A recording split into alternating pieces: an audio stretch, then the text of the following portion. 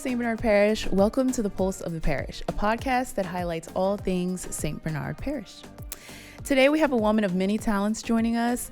She is a master of persistence, advocate for organic confidence, and a builder of networks. We are happy to have with us today the CEO of NOLA Persistence and the author of The Closer and the Game of Sales, Miss Lisa Laird. Hey, Lisa. Hey. I'm so happy to have you. Am I allowed to blush on podcasts? Because you're making me blush. That was so Well, you sweet, everything blushing. you said. Yes, you should be blushing because you are amazing, girl. Every time I see you, I feel like you're always so energetic, so positive, so ready to tackle any and everything. I kind of feel like you are the spokeswoman for promotion and advancement. So, so tell us a little bit about you and about your business. So I started doing sales right after Katrina. Like most people, I had no job. I was pregnant with my first child. I actually went to Southeastern for safety and health technology. And I just realized when I was home after Katrina, I didn't want to sit behind a desk. I don't think I was meant to sit behind a desk. I used to do studying at Denny's, IHOP when I was in college, and I would have waitresses tell me, you should be in sales. You're so good at talking. So I wanted to be a pharmaceutical rep. And I actually interviewed with a company that said, oh, we need 1 year direct sales before we'll consider you. So I put my resume on monster.com, and Aflac Insurance actually interviewed me and offered me a job. I was so tickled. I had no clue what commission only meant, but I learned the hard way 3 weeks later when I was like, so no paycheck? Right. Oh, I have to sell. Yeah, it's because it's on you. Efforts don't make money. Results make money. Big eye opener. But I am a persistent person. I don't like to fail. I like to give everything my best shot. And that's how I got started in sales. And I never reapplied for that pharmaceutical job. I fell in love with what I was doing. And how did you know that? I know you talked about basically going through the job of being a waitress and studying unintentionally almost studying the craft of being a salesperson through just being you, natural dialogue with customers. You crack up laughing. I may get judged.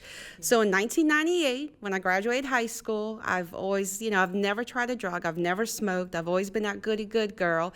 But I wanted to be adventurous, so I got my tongue pierced in 1998, and I convinced 12 people to do it at the same tattoo shop, and he was like, I need to hire you. So same time? Yeah, well, within weeks. And I can remember just cracking up laughing. He's like, do you want a free tattoo or something? Like, you keep bringing me people, $60 a pop.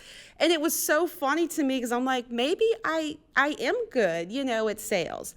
But I wanted to be a nurse. So I actually went to Delgado for a charity school of nursing. And sadly, I failed out. Wasn't something I'm proud of. I put it in my book because I don't like to talk about it. But I now know that God wanted me to fail. So I would transfer to Southeastern, get a bachelor's degree, and something that took all my credits. That's why it was safety and health technology.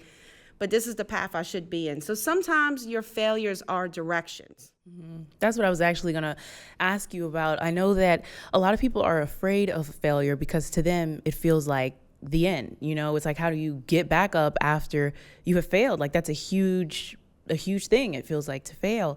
So obviously I know that you've had to have a couple different times trying different things, especially with being persistent, because a lot of people don't like, you dabble in cold calls. A lot of people don't like that. So they feel like, oh, I've been hung up on. I just want to end it. How are you able still, and actually let me know how long you've been doing this as well. How are you still able to keep that high head and keep fear out of the equation of success for you? So I think failure is a great teacher, but it's almost like kids that go to universities. They don't allow it sometimes to teach them. They don't keep searching for what works for them. And I was failing. I truly love to win. Everybody loves to win. I love recognition, but I'm a slow learner. I can now admit that. I take a very long time to get a rhythm. But once I get a rhythm, get out my way. In 1995, I actually started coaching gymnastics. I was a gymnast, and I wasn't able to do gymnastics anymore, but they asked me to coach. First year or two, I was an okay coach, but within 2 years, I was training the team girls. Like, everybody wanted to be in Lisa's group. I was so proud of that. I even had some moments where I got to help some high school cheerleaders with tumbling. They've won big championships. So it was a proud moment for me. And then after I got my college degree, I was like, I still don't feel like I found my calling. So when I got into sales, I think I like the fact that it forces me to coach myself. I tell everybody accountability is not a talent, it's a skill. We do not practice accountability enough. It's easy to do excuses and it's harder to make ourselves accountable. So I learned very quickly that, you know what, Lisa, you can't set appointments? That's your problem. You can't close deals? That's your problem. You need to quit complaining that nobody's buying, that nobody wants to do business with you. Change. Because there's 100 salespeople that are walking in these businesses, and there's always that one that gets the business after all of us got told no. So what's different? So I started changing the way I approach. I started changing the way I prepared. And I learned from the very beginning, the one that's most prepared wins. And it sounds like you took your feelings out of it in the way of, like you said, nobody wants to help me, nobody wants to buy it. It sounds like you took that aspect out of it and you said, okay, thinking of it from a business perspective, how can I advance? How can I improve? And I think that's something that a lot of people want the training on, because it's very hard to take your feelings out of rejection. It's very hard to say they don't want it, so they must not want me. And so that's why I also want to talk a little bit about your book, The Closer in the Game of Sales, which is going to be out later this year, right? This fall. Yeah, I wanted to talk about some of the topics that you touch in that book. And I know fear is probably one of them. So. I think the biggest problem we have in sales is we don't see opportunities. We only see availability. Whenever I'm training someone, everyone's like, oh, I really just want to work, 8 to 4. And that's not reality when you're building a business. The best time to actually set appointments is after 1:30. And a really great time is after 4. That's why the chamber is so great with their evening events. I don't know why people don't attend them, because if you want to do 30 approaches, walking in businesses that don't want you in there, but yet you can go to an event at 5:30, 6 o'clock and shake 30 hands that want to talk to you. It's about the opportunity. It's not about when you're available. It's when the opportunity is to make money. In my book, I actually have a chapter on how we're all salesmen. Whenever I'm with high school people and they tell me, oh, I can never approach people, I could never talk like you, I always give the example. Let's say you saw the most famous person. Let's say you saw Finn Wolfhard that's on Stranger Things at a coffee shop. You don't like to talk to people, so you're not going to wave at them? Yeah, you're going to wave at them. Oh, let me guess, you're not going to go up to them and say hi? Yeah, you're going to go say hi. Are you going to ask them for a picture? You probably will. What is the difference from sales? The reason why you did it is because you saw an opportunity. Opportunities mean we may not get it back. That's why you did it. And when you become a sales rep, you learn to see opportunities. You learn to talk to people about what you do. And that's attractive. That's why people want to do business with you. Tell me how you mentally prepare for a round of cold calls. So I call my Mondays Investigation Mondays. I have learned after 20 years, Mondays are the days owners put fires out.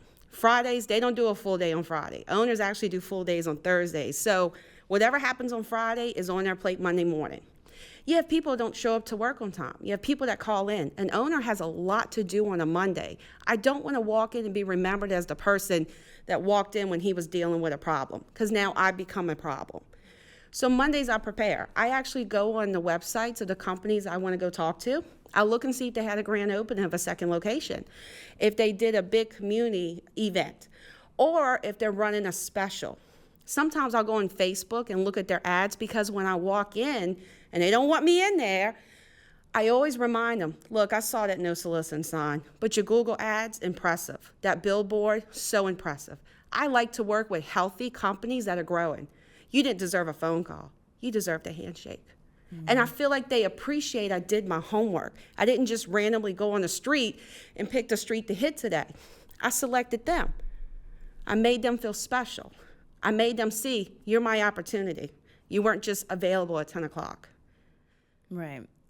That's really good to know also, because doing your research on someone, it flatters them, and it also makes them say, oh, wow, this person isn't just coming for what I can do for them.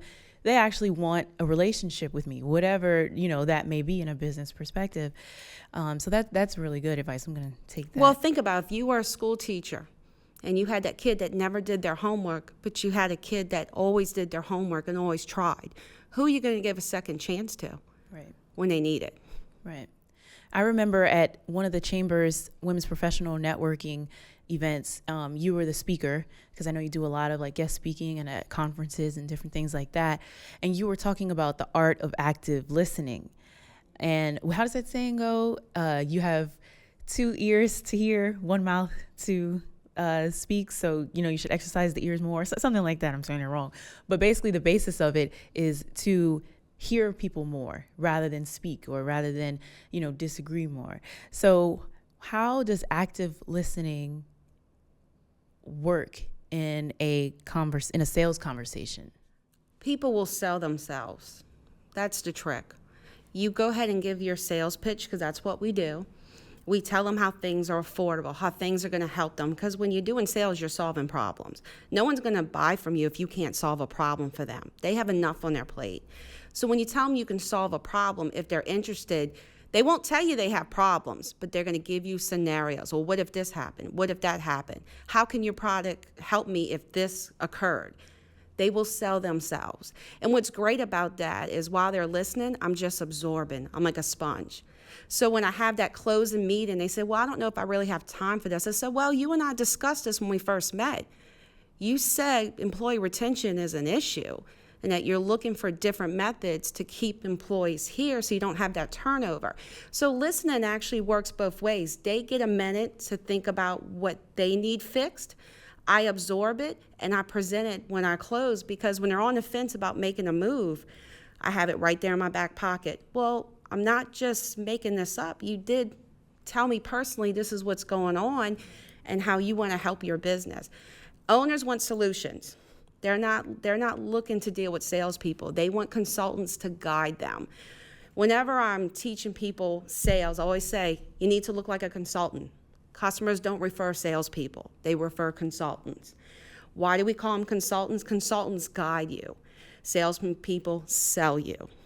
No one's going to send a salesperson to go aggravate their best friend who owns a business, but they will send a consultant to go solve a problem for their friend's business.